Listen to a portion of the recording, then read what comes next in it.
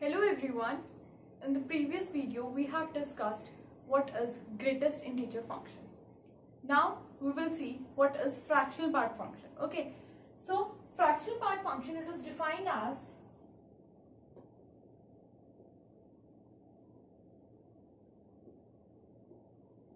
y is equal to f of x minus x greatest integer. In this way we define our fractional part function. Okay, suppose we are having f from R to R. Okay, then our f of x is fractional part of x. X in curly bracket, we write it as this, or we can write as x minus its greatest integer. Okay, in both the forms we can write this function f of x. So let us see examples that how we will find the fractional part of some number x. Suppose we have to find 2.6 fractional part of this. Fractional part means you have to find what fraction is with this number, like 2.6. What is our f of x? Fractional part is x minus greatest integer. Here x is 2.6 and greatest integer of 2.6 is 2. As we have discussed in our previous video, the greatest integer of 2.6 is 2. So our fractional part comes out to be 0.6. Similarly, let us see another example. Minus 3.76. Suppose this is our x. So our fractional part of this will be x. What is x? Minus 3.76. Okay. Minus of its greatest integer. Greatest integer of this is minus 4. Okay. So here if you find, then your fractional part comes out to be 0.24. Okay. So in this way you find out your fractional part of any number x. Okay, suppose you have to find the fractional part of number, suppose you are having minus 10. Suppose the fractional part of this.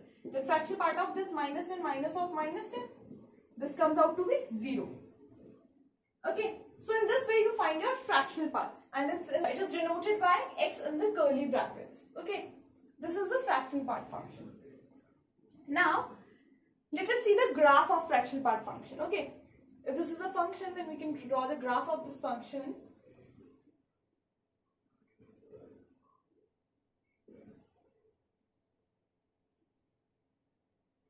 If we have to draw the graph of this function, suppose here is 1, 2, 3, 4, 5.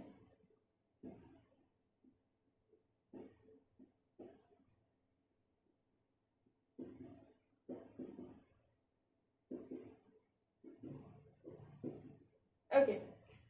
Now, if you see here is that your domain is all reals. Okay. So domain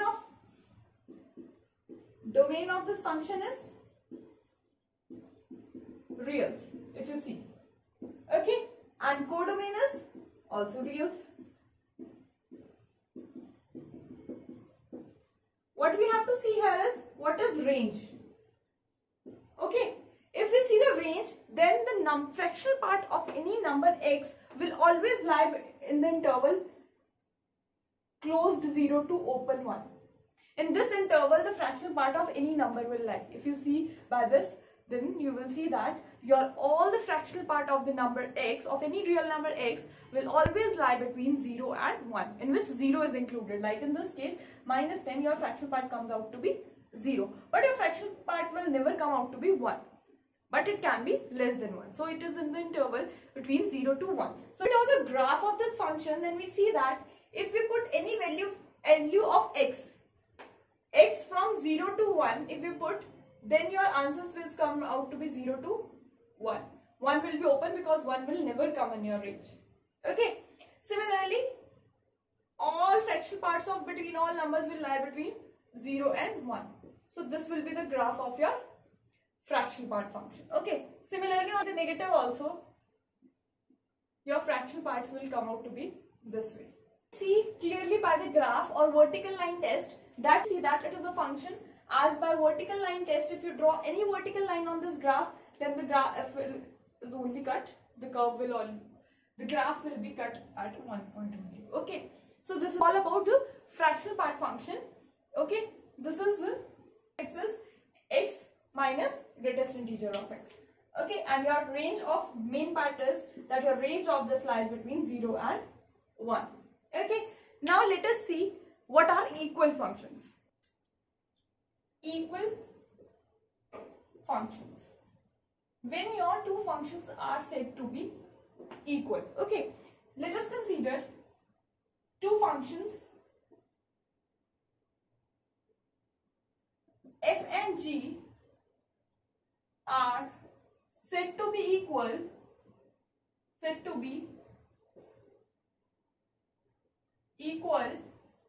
if and only if. First point, domain of your f is equal to domain of your g. Okay, second point, codomain of f is equal to codomain of your g. And third point, f of x is equal to g of x for every x belonging to common domain.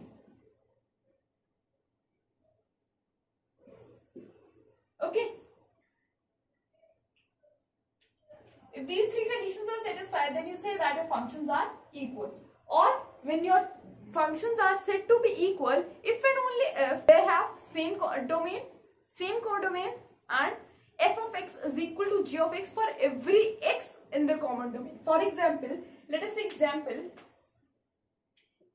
suppose you are having two sets. Let A set be 1, 2 and your B set be 3, 6. Okay, and you define from A to B. Okay, and your f of x supposes x square plus 2. Okay, and you define another function. This is your another function g from A to B such that your g of x is 3x. Okay, you define these two functions, and what you see here is that both are having same domain. Both are having same codomain. Yes, these two conditions are satisfied. Now your third one is f of x is g of x for every x. This is important. For every x, f of x is equal to g of x. Now, what you put here x, that should be equal to this. Common domain means same, like if you put f of 1, then you see your f of 1 comes out to be 1 square plus 2. That comes out to be 3. And in g also you have to put 1. And what you see that your output should be same. So 3 into 1, 3. So here you see that your outputs are same. That your f of 1 is equal to your g of 1. So your f of 1 is equal to g of 1. And here is for every x. Every x means all the points in the domain. So you have to check your another point also. F of 2. F of 2 is 2 square plus 2. That is 4 plus 2. Gives you 6.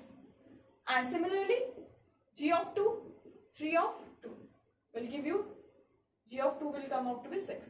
So g of 2 is equal to f of 2. 2 is equal to g of 2. So your all the three conditions are satisfied in this example, that your domain should be same, codomain should be same, and your f of x is equal to g of x for every x belonging to the common domain. Then the two functions are said to be equal functions. So here you can say that your function f is equal to the function g. This was all about your fractional part function and equal functions. In the next video, we will discuss about signum functions. Thank you.